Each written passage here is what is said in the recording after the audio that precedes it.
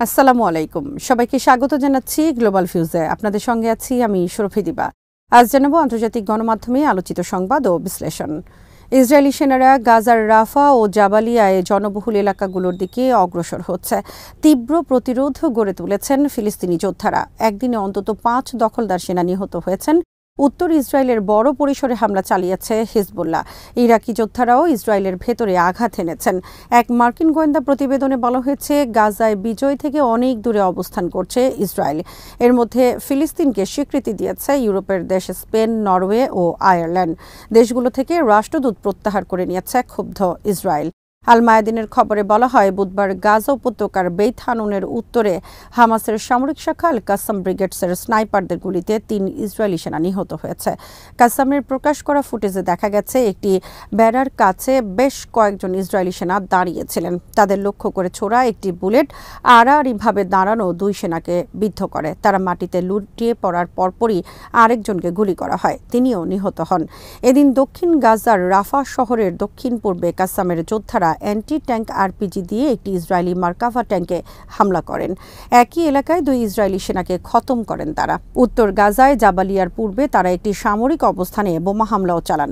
এদিকে ইসলামিক জিহাদের আল কুদস ব্রিগেডস দক্ষিণ গাজার নেতজারিমে ইসরায়েলি সাপ্লাই লাইনগুলোতে বেশ কিছু মর্টার শেল নিক্ষেপ করেছে।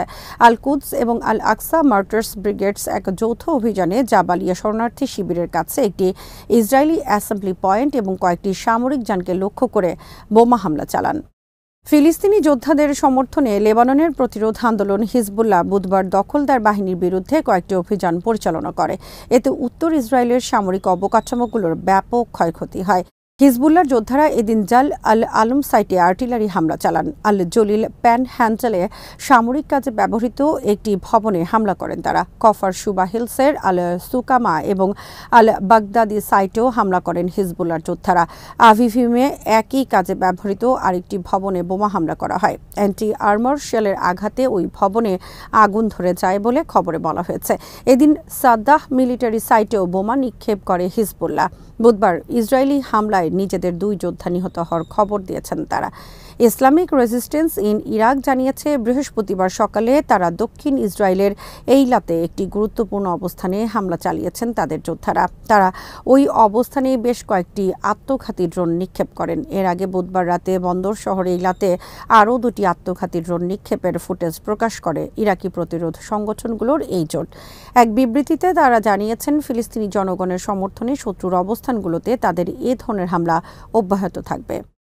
সর্বশেষ মার্কিন গোয়েন্দা প্রতিবেদনে বলা হয়েছে, নেতানিয়াহু যে লক্ষ্য নিয়ে গাজায় অভিযান শুরু করেছিলেন সেই পূর্ণাঙ্গ বিজয় অর্জন থেকে অনেক দূরে অবস্থান করছে ইসরায়েল। এতে বলা হয়, যুদ্ধ শুরুর পর থেকে এ পর্যন্ত মাত্র 30 থেকে 35% হামাস সদস্য নিহত হয়েছেন। বাকি 65 থেকে 70% সদস্য যুদ্ধ চালিয়ে যাচ্ছেন। তাছাড়া 7 মাস ধরে চেষ্টার পরও হামাসের প্রায় 65% আন্ডারগ্রাউন্ড টানেল এখনও অক্ষত রয়েছে।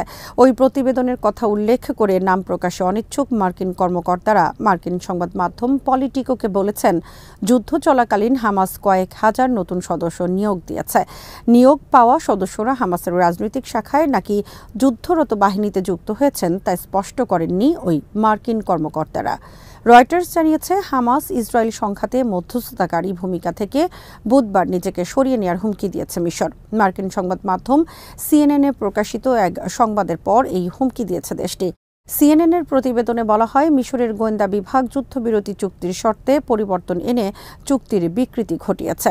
এই দাবির তীব্র প্রতিবাদ জানিয়ে বুধবার সামাজিক মাধ্যমে এক বার্তায় মিশরের সরকারি তথ্য পরিষেবা বিভাগের প্রধান দিয়া রাশওয়ান বলেন, মিশরের মধ্যস্থতা প্রচেষ্টায় সংশয় তৈরি করা কিংবা একে কলঙ্কিত করার চেষ্টা করা হলে তা গাজায় চলমান পরিস্থিতিকে আরও জটিল করে তুলবে। এমনটা ঘটলে মিশর মধ্যস্থতাকারী হিসেবে নিজেকে সরিয়ে নিতে বাধ্য হবে। মঙ্গলবার প্রতিবেদনটি প্রকাশ করে সিএনএন। যুদ্ধবিরতি আলোচনার সঙ্গে সংশ্লিষ্ট 3টি সূত্রের বরাত দিয়ে প্রতিবেদনে দাবি করা হয়, সম্প্রতি হামাস যুদ্ধবিরতির যে খসড়া চুক্তির প্রতি সমর্থন জানিয়েছে সেটি মূল চুক্তি নয়। অর্থাৎ যুক্তরাষ্ট্র, কাতার এবং মিশরের কর্মকর্তারা বৈঠকে বসে যেসব শর্ত খসড়ায় অন্তর্ভুক্ত করেছিলেন সেগুলোর মধ্যে কয়েকটির বিকৃতি ঘটিয়েছেন মিশরীয় গোয়েন্দা কর্মকর্তারা। তারপর সেটি হামাসের কাছে পাঠানো হয়েছিল। এ ব্যাপারে মন্তব্য চেয়ে মার্কিন শীর্ষ গোয়েন্দা সংস্থা CIA এর পরিচালক উইলিয়াম বার্নসের সঙ্গে যোগাযোগ করেছিল CNN, কিন্তু তিনি কোনো উত্তর দিতে রাজি হননি। মিশরীয় কর্মকর্তা দিয়া রাশওয়ান বলেন, কিছু মহল মিশরের বিরুদ্ধে পক্ষপাতিত্বের অভিযোগ তুলছে। যারা এসব করছেন তারা জানেন না যে মিশর এই মধ্যস্থতায় জড়িয়েছে যুক্তরাষ্ট্রের অনুরোধে, নিজের ইচ্ছায় নয়। ব্রিটিশ দৈনিক টেলিগ্রাফ জানিয়েছে, ইসরায়েল রাফায় বড় হামলার পরিকল্পনা থেকে সরে এসেছে বলে মনে করছেন মার্কিন কর্মকর্তারা। এক সিনিয়র মার্কিন কর্মকর্তা সংবাদ মাধ্যমটিকে বলেছেন, যুক্তরাষ্ট্র কয়েক সপ্তাহ ধরে ইসরায়েলকে গাজার সর্বদক্ষিণের শহর রাফায় অভিযানের বিরুদ্ধে সতর্ক করে আসছে। শেষ পর্যন্ত ইসরায়েল মার্কিন উদ্বেগকে বিবেচনায় নিয়েছে। নাম প্রকাশ না করার শর্তে ওই কর্মকর্তা বলেন, এটি বলা যায় যে ইসরায়েল তাদের পরিকল্পনা হালনাগাদ করেছে। নতুন পরিকল্পনায় আমাদের অনেক উদ্বেগ আমলে নেওয়া হয়েছে। হোয়াইট হাউসের জাতীয় নিরাপত্তা উপদেষ্টা জ্যাক সুলিভান এবং নেতানিয়াহুর মধ্যে গত সপ্তাহের বৈঠকের কথা উল্লেখ করে তিনি বলেন, ইসরায়েলের সঙ্গে আমাদের গঠনমূলক আলোচনা হয়েছে এবং এই আলোচনা চলমান থাকবে। টেলিগ্রাফ বলেছে, রাফার আশপাশে ইসরায়েলি ট্যাঙ্কগুলো প্রবেশ করলেও এখনও পর্যন্ত অভিযান সীমিত বলেই মনে হচ্ছে।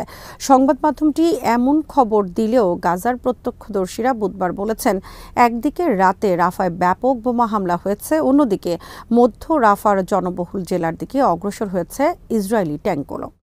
বিবিসি জানিয়েছে, গাজা যুদ্ধের মধ্যেই ফিলিস্তিনকে রাষ্ট্র হিসেবে স্বীকৃতি দিচ্ছে আরও কয়েকটি দেশ। সর্বশেষ ইউরোপের 3 দেশ আয়ারল্যান্ড, স্পেন ও নরওয়ে বুধবার ঘোষণা করেছে তারা ফিলিস্তিনকে রাষ্ট্র হিসেবে স্বীকৃতি দিতে যাচ্ছে।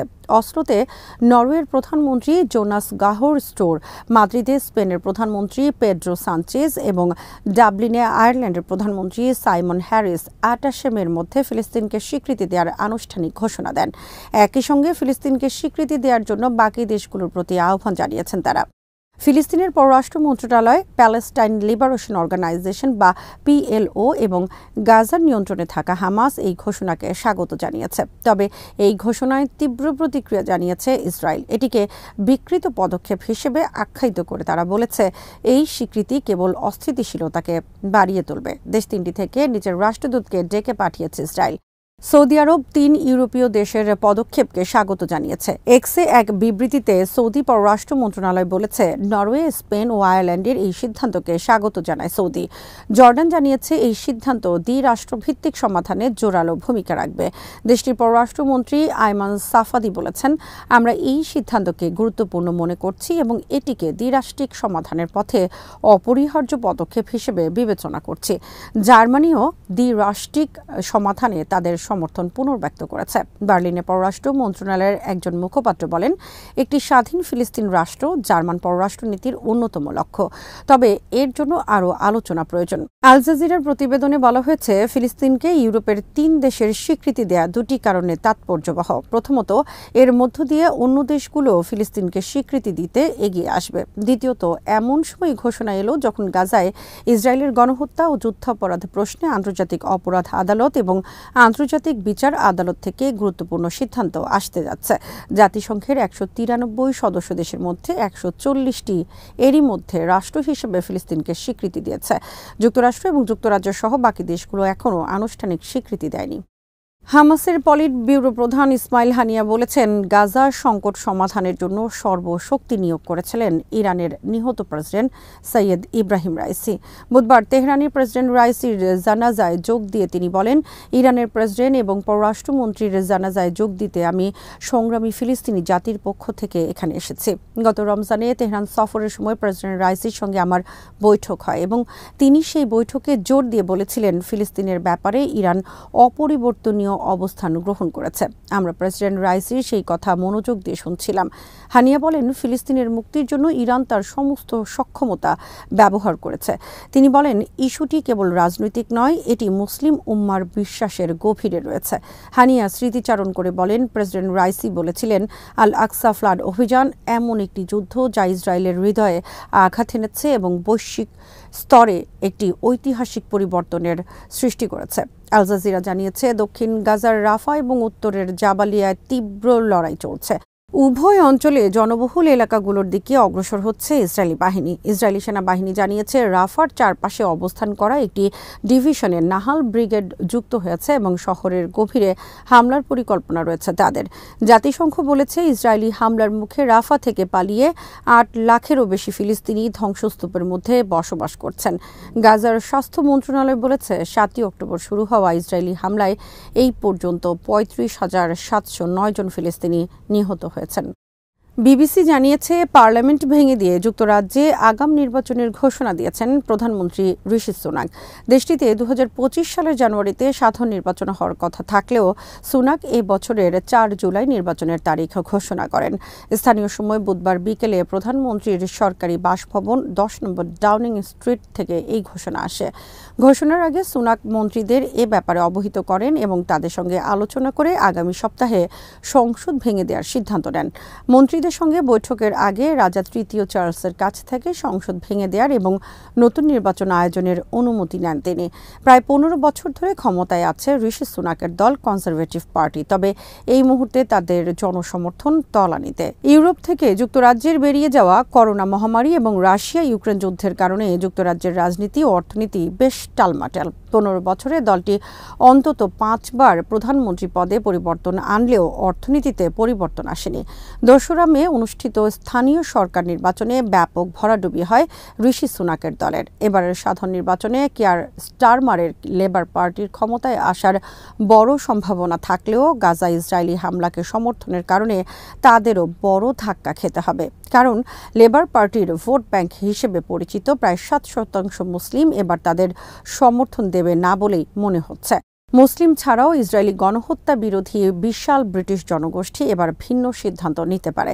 বিশ্লেষকরা বলছেন গাজা যুদ্ধ এই নির্বাচনকে তীব্রভাবে নাড়া দেবে, কারণ আগামী কয়েকদিনের মধ্যে ইসরায়েলি প্রধানমন্ত্রী বেনিয়ামিন নেতানিয়াহুর বিরুদ্ধে গ্রেফতারি পরোয়ানা জারি করতে পারে হেগের আন্তর্জাতিক অপরাধ আদালত। আইসিসির স্টেট পার্টি হওয়ায় যুক্তরাজ্যকে এই পরোয়ানা মানতে হবে। ঋষি সুনাক এবং স্টারমার দুইজনকে সেই কথা মনে করিয়ে দিয়েছেন ভোটাররা। এরই মধ্যে স্থানীয় নির্বাচনে ফিলিস্তিন এবং যুদ্ধবিরতির পক্ষে অবস্থান নিয়ে জয় পেয়েছেন স্বতন্ত্র প্রার্থীরা। সময়টাকে সাধারণ নির্বাচনেও কাজে লাগানোর চেষ্টা করবেন ফিলিস্তিনপন্থীরা।